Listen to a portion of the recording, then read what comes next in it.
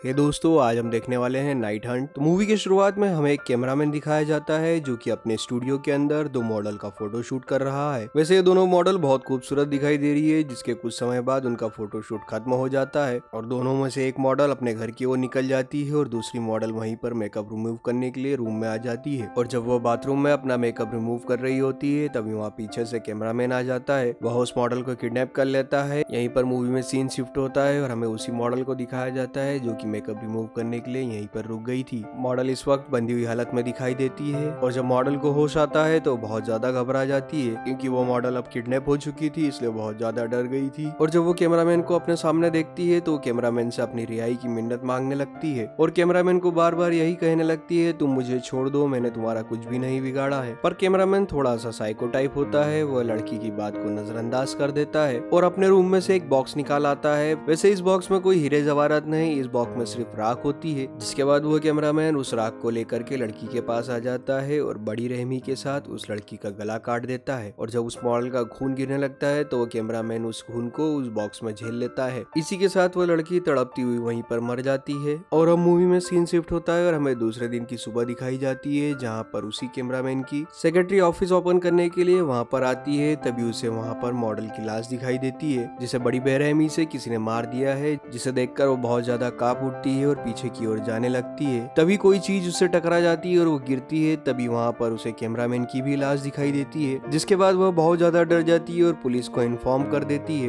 Police जो कि वहाँ पर आकर देखती है और अपनी तहकीकात शुरू कर देती है, जहाँ पर उनकी इन्वेस्टिगेशन खत्म होने के बाद उन्हें पता चलता है कि इस मॉडल को तो कैमरामैन ने ही मारा है, पर वो लोग ये नहीं समझ पाते कि कैमरामैन को किसने मारा है। वैसे ये बात अभी तक किसी को पता नहीं थी। जिसके बाद वो कैमरामैन की लाश का इन्वेस्टिगेशन करने लगते हैं। तभी उन्हें कैमरामैन की गर्दन पर दांत के निशान दिखाई देते हैं, जिससे देखकर ऐसा लगने लगा था कि कोई बहुत ज्यादा भूखा है जिसने कैमरामैन को काट कर खा लिया। वहीं मूवी में हमें दो और लड़कियां दिखाई जाती है जो कि प्रोफेशन से एक न्यूज रिपोर्टर है। वैसे ये दोनों बहुत ही अजीब तरह की न्यूज रिपोर्टर है, क्योंकि ये दोनों आए दिन ऐसे टॉपिक को उठाती है जिन पर कोई भी भरोसा नहीं करता, इसलिए उनकी नौकरी भी बहुत खतरे में है। तभी उनका बॉस उन पर चिल्लाने लगता है और कहता है, अगर तुम अपनी जॉब बचाना चाहते हो तो तुम्हें इस केस की इन्वेस्टिगेशन करनी होगी। जिसके बाद वो उन दोनों से कहने लगता है, तुम पता करो कैमरामैन को किसने मारा। अगर तुम सबसे पहले ये पता कर लोगी तो हमारी टीआरपी और भी बढ़ जाएगी, जिससे तुम्हारी नौकरी भी बच सकती है। जिसके बाद वो दोनों अपनी खबरी के पास आ जाती है। वैसे एक खबरी जो कि लड़की है वो पोस्टमार्टम लैब में काम करती है। जिसके बाद वो खबरी रिपोर्टर्स को बताने लगती है कि वहाँ पर दो मर्डर हुए थे, जिसमें से पहला मर्डर एक मॉडल का हुआ, वो कैमरामैन ने किया था। पर अभी तक हमें ये पता नहीं चला कि उस कैमरामैन की मौत किस वजह से हुई है। हमारी इन्वेस्टिगेशन टीम ने उसके घर में कई तरह की खोज की। जिसके बाद हमें कैमरामैन के घर में कई सारी मोमबत्तियां और कई सारी ऐसी चीजें मिली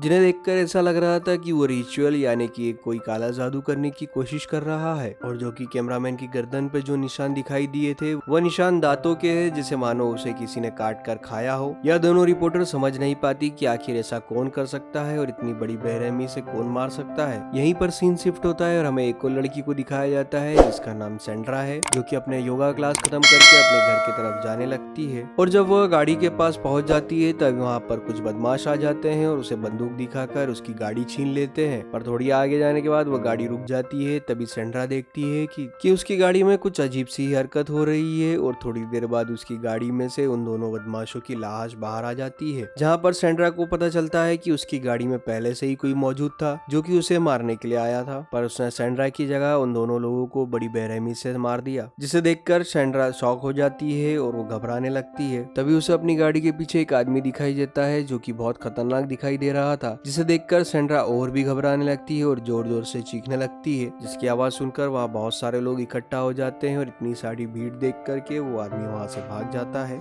सेंड्रा ये सब देख करके बहुत ज्यादा घबरा जाती है और सोच में पड़ जाती है कि आखिर ऐसा कौन कर सकता है। अगली सुबह वो दोनों रिपोर्टर मिशन के लिए प्रेस कॉन्फ्रेंस में आ जाती है और जहाँ पर वह पुलिस वालों से उसी मर्डर के बारे में बात करने लगती है। पुलिस वालों से पूछने लगती है कि आखिर वह कौन है जो इतनी बड़ी रहमी के साथ इतने सारे लोगों को मारे जा रहा है, आप उसे रोक क्यों नहीं पा रहे हो। पर पुलिस वाले बहुत ही बुरी सिचुएशन में थे, क्योंकि उन्हें अभी तक नहीं पता चला कि मर्डर कौन कर रहा है। जिसके बाद रिपोर्टर्स पुलिस पर और भी ज्यादा इल्जाम लगाने लगते हैं और कहने लगते हैं कि आपको इतनी सारी फौज होने के बाद भी आप एक आदमी को नहीं पकड़ सकते। ऑफिसर माहौल को ठंडा करने के लिए बातें बनाने लगता है, पर रिपोर्टर वहाँ पर कहने लगती है कि उस कैमरामैन की गर्दन पर ऐसा निशान कहाँ से आया जिसे उसकी गर्दन को किसी ने खा लिया हो। और जब रिपोर्टर की बात सभी को पता चलती है तो सभी शॉक हो जाते हैं, क्योंकि उनमें से किसी को भी यह बात नहीं पता थी, इसलिए वो सभी भी ज्यादा हल्ला मचाने लगते हैं और पुलिस वालों को इस बात को छुपाने के लिए जवाब मांगने लगते हैं। पर यह सब सुनकर मेयर बहुत ज्यादा गुस्सा हो जाती है और वो कहने लगती है कि लड़की तुम अपने काम से काम रखो और इल्जाम लगाना बंद करो और यहाँ पर आने की कभी जरूरत नहीं है, तुम आज के बाद इस प्रेस कॉन्फ्रेंस में कभी नहीं आओगी। और जब दोनों रिपोर्टर ऑफिस पहुंचती है तब तक मेयर ने ये खबर उनके बॉस को भी दे दी थी। उनका बॉस उन पर बहुत गुस्सा होने लगता है और कहता है तुम दोनों मनगढ़ंत कहानियां बनाना बंद करो और काम पर ध्यान दो, क्योंकि वो भी उन दोनों की बातों पर भरोसा नहीं करता। और उसने पूछने लगता है कि आखिर ऐसी खबर तुम्हें कौन देता है, तुम्हारे पास ऐसा कौन सा खबरी मौजूद है। पर वो दोनों अपने सोर्सेज के बारे में कुछ भी नहीं बताती और कहने लगती है हमारा टॉप सीक्रेट है। जिसके बाद वो दोनों अपने घर आ जाती है और जब वो दोनों अपने घर बैठी हुई होती है तभी उन्हें सुझाव आता है कि दोनों अपनी वेबसाइट पर इस पूरी घटना का एक ब्लॉग बनाकर डालें और लोगों से इसका जवाब मांगे। जिसके बाद वो दोनों पूरी रिपोर्ट पोस्ट कर देती है और जब वो दोनों पोस्ट कर रही होती है तभी उन्हें अपनी खबरी का कॉल आता है। जिसके बाद वो उन्हें बताती है कि हमने इतने सारे लोगों की लाश को देखकर उनका पोस्टमार्टम किया जिनमें सभी की मौत एक ही तरह से हुई है, और जब हमने उन लोगों के घाव में मिले सलाइवा की जांच की तब हमें पता चला कि इन सभी की मौत के पीछे एक ही आदमी है, पर उस मॉडल की मौत कैमरामैन की वजह से हुई है। इसके बाद दोनों रिपोर्टर सारी चीजों को अपनी साइट पर पोस्ट कर देती है और दोनों बाकी सबूतों को ढूंढने लगती है। जिसके बाद वो दोनों कैमरामैन के स्टूडियो में आ जाती है और दोनों आकर के अपने लेवल पे इन्वेस्टिगेशन करने लगती है। और जब वो देखती है कि उन्हें वहाँ पर कुछ भी नहीं मिलता, पर उन्हें वहाँ पर कुछ भी नहीं मिलता सिर्फ एक बॉक्स के अलावा। यह वही बॉक्स है जिसमें कैमरामैन अपनी राख लेकर के आया था और उस मॉडल का खून भी इसमें गिराया था, पर इस वक्त इस बॉक्स में कोई भी राख नहीं, ये पूरी तरह से खाली है। जिसके बाद वो दोनों और भी तहकीकात करने लगते हैं जहाँ पर उन्हें कई सारी चीजें दिखाई देती है। वैसे ये सारी चीजें काली जादू या फिर किसी आत्मा को वापस बुलाने के लिए किया जाता है, जिसे देखकर दोनों हैरान हो जाती है और समझ जाती है कि यहाँ पर किसी ने काला जादू करने की कोशिश की है। शायद वो कैमरामैन हो सकता है जिसने यहाँ पर कोई काला जादू किया हो और उस कैमरामैन ने किसी आत्मा को जगा दिया हो और वही आत्मा इन सभी मर्डर का कारण बन रही हो। जिसके बाद वो दोनों वहाँ से निकलकर अपनी गाड़ी में आ जाती है, पर इन दोनों को पता नहीं चलता कि आखिर ये मर्डर कौन कर रहा है और इनके पास सबूत भी नहीं है, इसलिए इन पर कोई भी भरोसा नहीं करने वाला है, इसलिए पहले इन्हें सबूत इकट्ठा करना होगा। वहीं दूसरी तरफ सेंड्रा अपने साथ हुए उस हादसे की वजह से बहुत घबरा जाती है और हॉस्पिटल में ही रुक जाती है। वहीं उसका भाई आ जाता है और पुलिस वालों से उसकी हिफाजत के बारे में पूछने लगता है। उसके बाद पुलिस वाले उसे बताते हैं तुम चिंता मत करो, हमने तुम्हारी बहन की पूरी सिक्योरिटी का इंतजाम कर दिया है, उसे यहाँ पर कुछ भी नहीं हो सकता। पर सेंड्रा का भाई नहीं मानता और कहने लगता है मुझे भरोसा नहीं है, मैं अपनी बहन को घर ले जाना चाहता हूँ। जिसके बाद वह अपनी बहन से मिलने आ जाता है। सेंड्रा उसे उस दिन का पूरा हाल सुना देती है और अपने भाई को एक बात बताने लगती है। और जब सेंड्रा अपने भाई को यह बात बता रही होती है तभी वहाँ पर एक आदमी आ जाता है जो कि उस दिन सेंड्रा को मारने के लिए आया था। वह एक एक करके सभी को मारते हुए आगे बढ़ने लगता है, जिसे देखकर वहाँ पर हड़कंप मच जाता है। सेंड्रा का भाई उसे क्रॉस देता है और कहता है तुम किसी भी हालत में इसे अपने गले से मत निकालना, यह तुम्हारी रक्षा करेगा। और जब वह आदमी सभी को मार रहा होता है तभी उसे एक ऑफिसर देख लेता है और उस पर गोलियां चलाने लगता है। पर गोलियों की आवाज सुनकर वहाँ पर और भी लोग आने लगते हैं और जब सभी लोग आ जाते हैं तो वह सबसे पहले ऑफिसर को बड़ी बेरहमी से मार देता है और उसका खून पीने लगता है। और उसके बाद वो सेंड्रा के पास आ जाता है और सेंड्रा को मारने के लिए आगे बढ़ने लगता है। और जब वो सेंड्रा के पास पहुंचता है तो उसे उसके गले में क्रॉस दिखाई देता है, जिसे देखकर वह बहुत ज्यादा डर जाता है और वहाँ से भागने लगता है। पर उससे कोई पकड़ पाता उससे पहले ही वो वहाँ से भाग चुका था, जिसे देखकर ऐसा लगता है ये शायद कोई ड्रैकुला हो जो कि क्रॉस से या धार्मिक चीजों से डरता है। इसी के बाद सेंड्रा अपने घर पहुंच जाती है और उसका भाई बहुत सारे लोगों को अपने घर बुला लेता है। जिसके बाद हमें उस लड़की को दिखाया जाता है जो कि अपने घर जाने के लिए अपनी गाड़ी में बैठती है। वहीं पर ड्रैकुला आ जाता है और उस औरत को भी मारकर उसी तरह खून पीने लगता है। और क्योंकि हमें पता चल ही गया है कि वो एक ड्रैकुला है जो कि खून पीता है, पर वह दिन के समय बाहर नहीं आ सकता। वैसे हम लोग आज भी उसे आम भाषा में पिशाच कहते हैं, जो कि ईश्वर से डरता है। इसलिए उसने जब सेंड्रा के गले में क्रॉस का लॉकेट देखा तो वो बहुत ज्यादा डर गया और वहाँ से भाग गया। वहीं दूसरी तरफ हम उन रिपोर्टर्स को देखते हैं जहाँ पर उनका बॉस उनको बता रहा है कि आज तुम दोनों को एक बहुत ही बड़ा स्पेशल शो करना है, जिसमें तुम हमारे टीवी चैनल पर लाइव आकर लोगों से इस मैसेज के बारे में बात करोगे। जिसके बाद वो लोग लाइव आ जाते हैं और देखते हैं कि उनके लाइव आते ही कई सारे उन्हें मैसेजेस आने लगे हैं। वो इतने सारे मैसेजेस होते हैं कि लगभग 6 लाख के बराबर हैं। वह दोनों उनमें से कुछ लोगों को सिलेक्ट करते हैं जिनका जवाब बहुत ही रिलेवेंट और बहुत ही ज्यादा अच्छा है। जिसके बाद वो सभी से एक एक करके बात करने की कोशिश करते हैं। वहीं दूसरी तरफ जब सेंड्रा अपने घर में बैठी मोबाइल चला रही होती है तब वो रिपोर्टर्स को लाइव देखती है जो कि उसी ड्रैकुला के बारे में बात कर रहे थे। वह अपने भाई को कहने लगती है कि मैंने उनसे बात करना चाहती हूँ क्योंकि ये लोग उसी हादसे के बारे में जानना चाहते हैं जिससे मैं गुजरी हूँ। वहीं दूसरी तरफ वो एक लेडी से वीडियो कॉल पर बात कर रहे थे जो आप लोगों ने रिपोर्ट इंटरनेट पर डाली है उसमें कैमरामैन का जिक्र है। जब मैंने उसकी तस्वीर देखी तो मैंने सोचा यह बात मैं आपको बता दूं, क्योंकि यह बात जानना आपके लिए बहुत ज्यादा जरूरी है। जिसके बाद वो लेडी कहने लगती है कि मैं एक राइटर हूँ, मैंने 1 साल पहले ड्रैकुला यानी कि पिशाचों के ऊपर एक किताब लिखी थी, जिसे पढ़कर कैमरामैन ने उससे संपर्क करने की कोशिश की,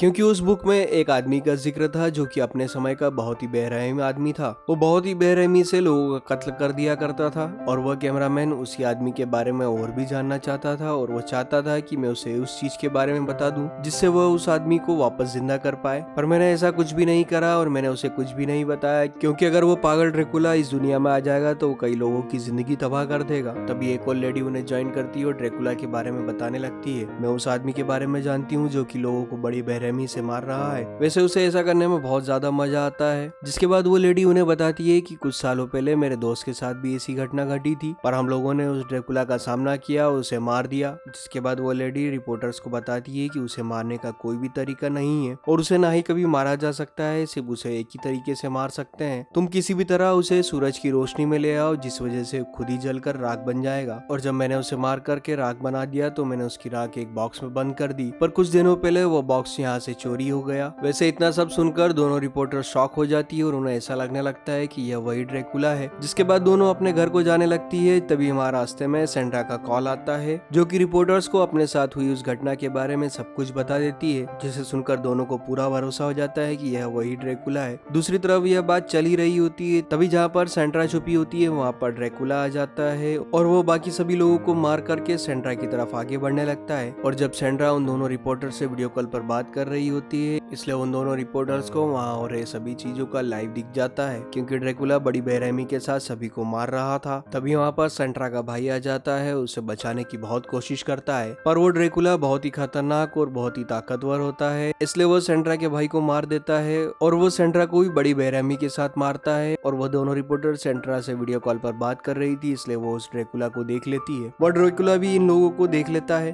जिस ड्रैकुला को देखकर रिपोर्टर बहुत ज्यादा घबरा जाती है। वो दोनों तुरंत ही पुलिस ऑफिसर के पास आ जाती है और सारी बातें बता देती है, पर पुलिस वाला उनकी बात पर बिल्कुल भी भरोसा नहीं करता और उनसे कहने लगता है तुम लोग मशहूर होने के लिए कुछ भी मनगढ़ंत कहानियां बनाना बंद करो। अगर तुम दोनों ऐसा ही कर रही हो तो मैं तुम दोनों को जेल में डाल दूंगा, क्योंकि दुनिया में ऐसा कुछ भी नहीं होता। इसलिए वो दोनों निराश होकर के वहाँ से निकल आती है, क्योंकि उन्हें पता था कि बिना सबूत के उन पर पुलिस भी भरोसा नहीं करेगी। जिसके बाद वो दोनों आपस में बात करने लगते हैं और कहने लगते हैं कि वो ड्रैकुला हमेशा ही रात के समय मर्डर करता है, वो दिन में कहीं नहीं दिखाई देता, क्योंकि उसे सूरज की रोशनी से सख्त नफरत है। अगर वो सूरज की रोशनी में आएगा तो वो नष्ट हो जाएगा। तो वो ड्रैकुला दिन भर कहाँ पर रहता होगा, हमें उस जगह को ढूंढना होगा। जिसके बाद वो दोनों अपने घर पर पारंपरिक और कुछ स्पिरिचुअल साइंस बनाने लगती है, क्योंकि ड्रैकुला एक पिशाच है, क्योंकि वह ईश्वर और उसके निशानों से डरता है। तभी उनके पास एक और कॉल आता है जो कि इस पूरे केस में उन दोनों की मदद करना चाहता है। वह दोनों को अपने ऑफिस में बुलाता है और जब दोनों रिपोर्टर्स उसके ऑफिस में आ जाती है, जिसके बाद वह आदमी दोनों रिपोर्टर्स को बताता है कि हम लोग प्रॉपर्टी डीलिंग का काम करते हैं और हमारे पास एक दिन एक आदमी आया था जिसने मुझसे एक अनजान और वीरान जगह पर घर की डिमांड की थी और मेरे पास ऐसी प्रॉपर्टी थी, इसलिए मैंने उस प्रॉपर्टी को उससे दिखा दिया। पर यह बात दोनों रिपोर्टर्स को समझ नहीं आती, इसलिए वो उससे पूछ लगती है कि आप हमें ये क्यों बता रहे हो, हमारा इससे क्या मतलब है। जिसके बाद वो आदमी उन्हें बताता है कि तुम जिस केस पर काम कर रही हो ये घर उसी से जुड़ा हुआ है। शायद हो सकता हो वो ड्रैकुला उसी वीरान घर में रहता हो, क्योंकि वो जगह आज भी इतनी वीरान है कि वहाँ पर कोई भी आता जाता नहीं। जिसके बाद वो आदमी उन दोनों रिपोर्टर्स को वहाँ की चाबियां दे देता है। जिसके बाद वो दोनों रिपोर्टर्स अपने रास्ते के लिए आगे बढ़ने लगती है और जब वो दोनों वहाँ पर पहुँचती है,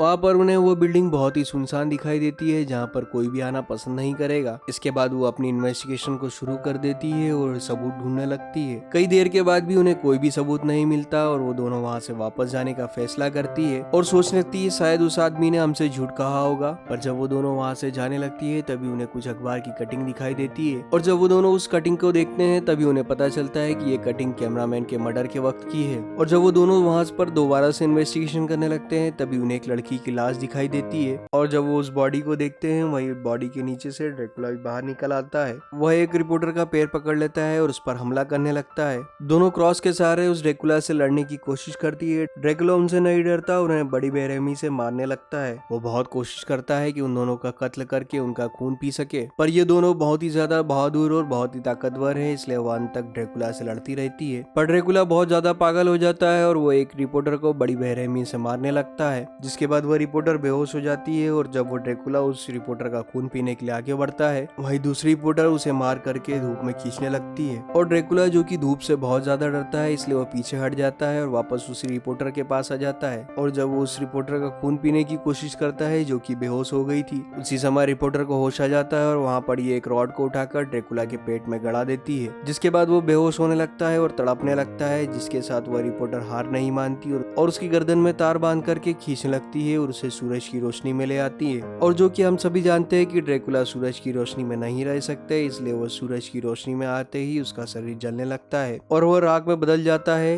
इसके बाद मूवी में सीन शिफ्ट होता है और हमें वह दोनों रिपोर्टर कुछ समय बाद दिखाई देती है जो कि उस हादसे की वजह से बहुत ज्यादा घायल हो चुकी थी। उन्होंने इस जंग को जीत लिया था, जिसके बाद वो जाकर के पूरी घटना को सभी को बता देती है और कोई भी उन पर भरोसा नहीं करता, इसलिए वजह से वो दोनों फैसला करती है कि अब ये जॉब छोड़ देगी और अपना दूसरा काम करेगी। जिसके बाद हमें एक छोटी सी बच्ची को दिखाया जाता है और वो उस राख को इकट्ठा कर एक लेडी को देती है जो दिखने में तो बहुत नॉर्मल दिख रही थी, पर शायद ये उसी कैमरामैन की तरह साइको हो। और इसी के साथ हमारी मूवी यहीं पर खत्म हो जाती है। अगर आपको वीडियो अच्छी लगी हो तो चैनल को लाइक करके सब्सक्राइब कर ले और बेल आइकन दबाना ना भूले, जिससे आपको इसी तरह अच्छी अच्छी मूवीज का एक्सप्लेनेशन मिलता रहेगा।